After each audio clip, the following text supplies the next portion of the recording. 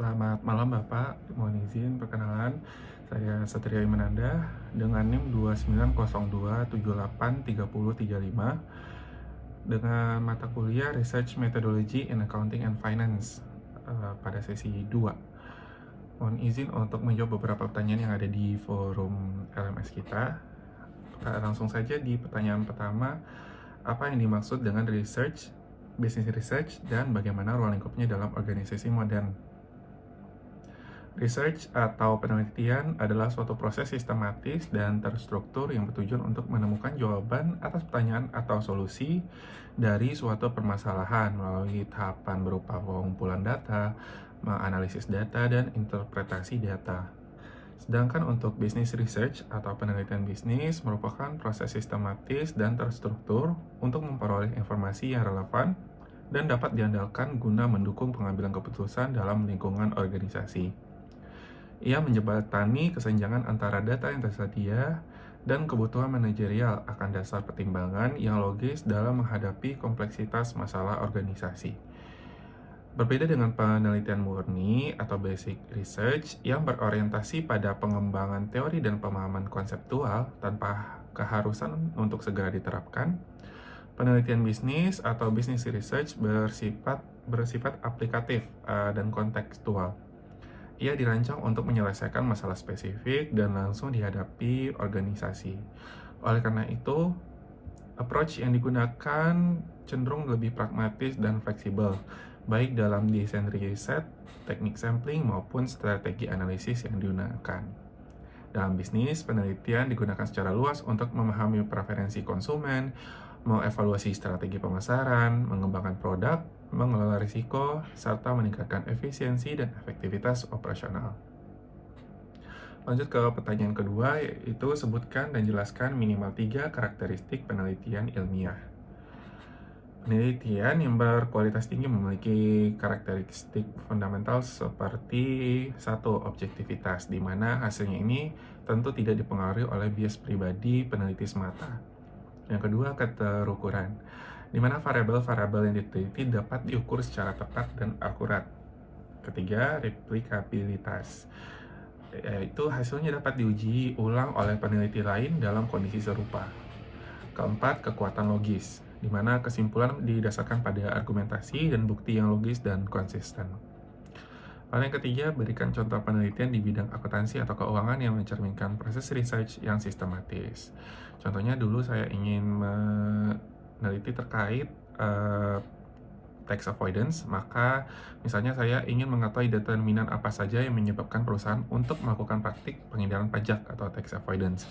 Maka prosesnya kurang lebih seperti mengidentifikasi masalah, lalu membuat kajian teori, lalu melanjutkan ke hipotesis, dan setelah hipotesis terbentuk, maka kita akan mengumpulkan data untuk selanjutnya dianalisis. Setelah itu kita akan mendapatkan kesimpulan.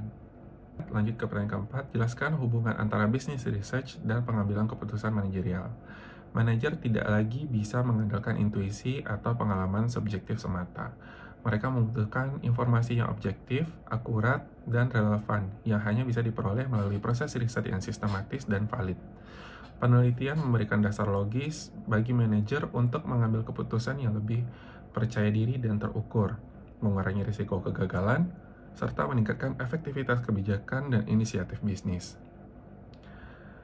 Manajer perlu meningkatkan literasi, kolaborasi dengan peneliti, integrasi riset, dan keputusan, serta mengetahui risiko dari ketidaktahuan terhadap prinsip riset.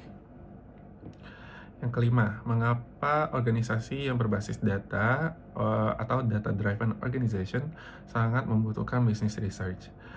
Bagi organisasi yang berbasis data atau data-driven, business research sangat dibutuhkan karena data mentah saja belum cukup nih untuk mengambil keputusan strategis. Riset bisnis berfungsi sebagai alat untuk mengubah angka-angka tersebut menjadi informasi yang bermakna dan memberikan konteks mengapa hal tersebut terjadi atau suatu tren tersebut terjadi. Dengan metodologi riset, perusahaan dapat mengurangi risiko ketidakpastian atau uncertainty melalui prediksi yang akurat dan uji hipotesis, sehingga keputusan tidak lagi didasarkan pada intuisi semata atau tebakan manajer. Selain itu, riset menyediakan kerangka kerja yang objektif untuk memvalidasi efisiensi operasional dan memastikan bahwa setiap tindakan yang diambil perusahaan memiliki dasar ilmiah yang kuat dan terbebas dari bias subjektif. Lanjut ke pertanyaan ke-6, berikan contoh kasus nyata di perusahaan di mana bisnis research membantu memecahkan masalah bisnis. Misalnya saya ingin mengambil contoh di perusahaan Spotify, di mana Spotify menyadari adanya masalah di uh, paradox of choice nih oleh penggunanya, di mana pengguna memiliki akses ke seluruh lagu, kejutaan lagu, tapi mereka sering bingung harus mendengarkan lagu apa. Akibatnya pengguna cenderung mendengarkan lagu yang repetitif, itu-itu aja, lalu jadinya bosan hingga akhirnya berhenti berlangganan. Lalu kita melakukan riset nih. Spotify melakukan riset mendalam terhadap perilaku audiens menggunakan pendekatan sistematis. Misalnya analisis kolaboratif, di mana peneliti meriset pola jika pengguna A menyukai lagu X dan Y, dan pengguna B menyukai lagu X, Y, dan Z, maka besar kemungkinan pengguna A juga menyukai lagu Z. Selain itu, mereka juga meriset jutaan playlist yang dibuat manual oleh pengguna untuk memahami vibe atau suasana hati tertentu. Misalnya, lagu untuk belajar, lagu untuk jogging, lagu untuk galau. Nah, hasilnya dari riset tersebut lahirlah algoritma Discover Weekly, di mana setiap Senin Spotify mengirimkan 30 lagu baru yang belum pernah didengar pengguna tersebut. Tetapi diprediksi 90% dari mereka akan suka nih berdasarkan data riset perilaku mereka. Dampaknya, tentu customer merasa keterikatan tinggi karena fitur ini menjadi alasan utama jutaan orang tetap berlangganan Spotify. Lalu juga efek jaringan, di mana pengguna merasa Spotify mengenali selera musik user sehingga ini dirasa sesuatu yang sulit ditiru oleh kompetitor saat itu. Lalu kita lanjut ke pertanyaan terakhir, yaitu menurut analisis Anda, apa risiko yang muncul jika perusahaan mengabaikan bisnis research? Tentunya beberapa risiko tersebut seperti satu, pengambilan keputusan bias. Tanpa riset, pemimpin perusahaan cenderung mengambil keputusan berdasarkan intuisi atau pengalaman masa lalu saja. Masalahnya, pasar itu terus berubah dan dinamis. Apa yang berhasil 5 tahun lalu belum tentu berhasil juga sekarang. Tanpa data yang objektif, keputusan menjadi sangat subjektif dan rentan salah langkah. Yang kedua, kegagalan produk, di mana banyak perusahaan merugi miliaran karena meluncurkan produk yang ternyata tidak dibutuhkan lagi oleh pasar saat ini. Nah, yang ketiga yaitu pemborosan sumber daya. Tanpa riset, alokasi anggaran perusahaan menjadi tidak efisien. Misalnya, perusahaan membakar uang untuk iklan di media sosial A. Padahal jika melakukan riset, hasil riset tersebut menunjukkan bahwa target konsumen mereka lebih banyak menggunakan media sosial B.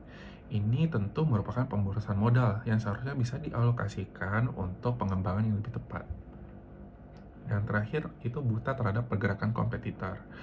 Riset bisnis bukan hanya tentang diri sendiri, tapi juga tentang lingkungan. Jika mengabaikan riset, perusahaan tidak akan menyadari saat kompetitor mulai menawarkan inovasi baru atau menurunkan harga. Akibatnya, market share bisa direbut dengan cepat tanpa sempat memberikan perlawanan yang berarti. Mungkin itu dulu yang dapat saya sampaikan pada forum kali ini. Apabila ada yang salah, mohon koreksinya dan mohon maaf. Saya tutup. Assalamualaikum warahmatullahi wabarakatuh. Selamat malam.